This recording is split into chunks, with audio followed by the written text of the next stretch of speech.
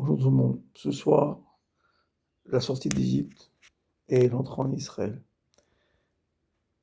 On va préparer simplement sans se casser la tête, sans chercher à comprendre tout comme d'habitude. On va essayer de rien comprendre du tout. Parce que quand c'est Dieu qui fait, il faut juste pas comprendre ce qui se passe. Parce que c'est Dieu qui nous sauve. C'est Dieu qui nous sort de ce qui se passe. On n'a pas le ménage assez puissant pour arriver à sortir de l'Égypte, de nos restrictions, de nos non-compréhensions. Non-compréhension. On n'est pas assez fort. Donc on s'en remet à Dieu. Ce soir, on mange la matzah, on a enlevé la maison, on travaille, on est tous fatigués, épuisés. On n'en peut plus. Mais c'est ça ce que Dieu veut. Que malgré qu'on n'en puisse plus, qu'on soit épuisé, eh ben, on va quand même s'asseoir ce soir au Seder.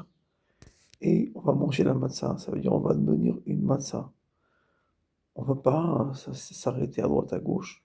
On va regarder le livre où c'est marqué comment ils sont rentrés et comment ils ont été sortis, sauvés de l'étroitesse de l'esprit et du cœur.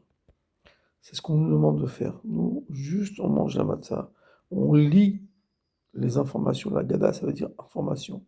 On lit les informations et on apprend que c'est Dieu qui nous sauve de ce qui se passe et nous, juste, on avance en faisant ce que Dieu nous a demandé de faire. Manger la matzah, boire les quatre coupes de vin et raconter le seder et raconter aux enfants et à nos femmes et à nous-mêmes ce qui s'est passé ce soir-là. Le reste ne nous intéresse pas. C'est plus dans nos mains maintenant. Maintenant, c'est Dieu qui joue. Et nous, on avance simplement. Et Dieu nous protège. Je vous souhaite une bonne sortie d'Égypte, surtout une bonne rentrée en Israël. Sachez qu'il est tout à fait possible qu'on ait des nouvelles un peu particulières ce soir, tout à fait intéressantes. Je vous souhaite le meilleur.